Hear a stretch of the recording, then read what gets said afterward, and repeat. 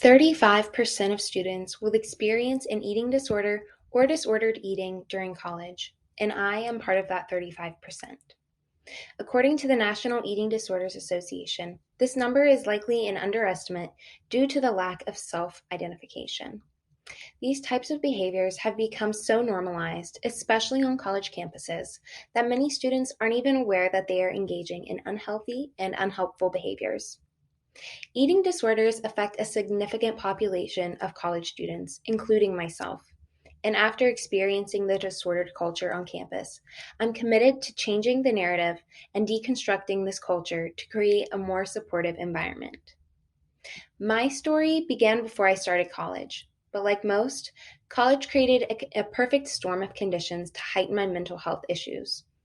I've always been a perfectionist and a planner, and up until March 2020, my life was going exactly to plan. However, the COVID-19 pandemic was a change of plans that I could never have predicted. My senior year of high school and my freshman year of college were nothing like I had expected them to be. I felt like I was no longer in control of my own life. When I felt like I had lost control of my life, there was one thing that I found I could control: food. For the first 2 years of college, I struggled with anorexia nervosa. My days and thoughts revolved around food and exercise. It became hard to be social. I felt extremely alone and isolated. I was tired all the time, and I couldn't focus. I knew exactly what I was struggling with, but I was ashamed to admit it. I never wanted to call what I had an eating disorder because it made it too real. So I did my best to hide it from those around me. But not only did my eating disorder make me physically exhausted, it also made me mentally and emotionally exhausted. And that's when I reached out for help. I've been extremely grateful to have such a caring group of people around me who have been nothing but supportive throughout my recovery process, and they have made this difficult journey that much easier. However, I know that not everyone who has experience with an eating disorder has the same supportive environment around them. So it is my hope that together we can make campus a more supportive and healthy environment for those struggling with eating disorders and any other mental health concerns.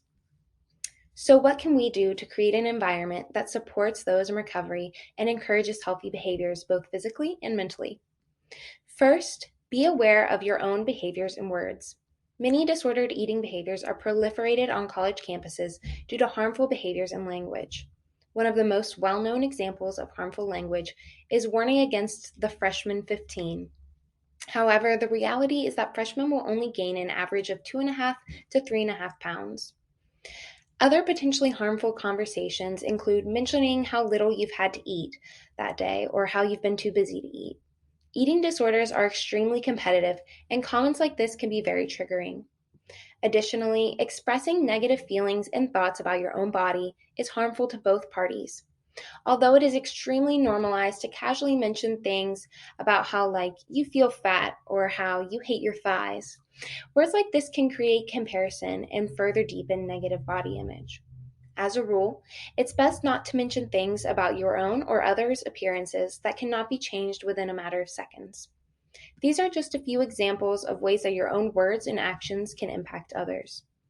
It is also important to educate yourself on eating disorders. Education and awareness is key to understanding mental health issues and their signs and symptoms, as well as what you can do to be a supportive ally. There are also several ways that you can engage on campus at WVU to help create a positive and supportive environment for those in recovery. WVU's Collegiate Recovery Program offers recovery ally trainings that focus on creating supportive allies across campus for those in recovery from substance use, eating disorders, and other mental health issues. Additionally, while WVU offers the Body Project programming aimed at increasing body positivity and preventing eating disorders. Many other wellness and mental health centered events across campus can help break down the disordered eating culture and support students who may be dealing with such mental health issues. And I would encourage you to participate where you can to better be a supportive ally for those around you. In conclusion, my story is only one out of 35% of college students, and we all deserve to live and study in an environment that supports us throughout our recovery. Eating disorders are deadly, And as supportive allies, we should do what we can to make sure that each and every student lives their lives to the fullest, free of eating disorders.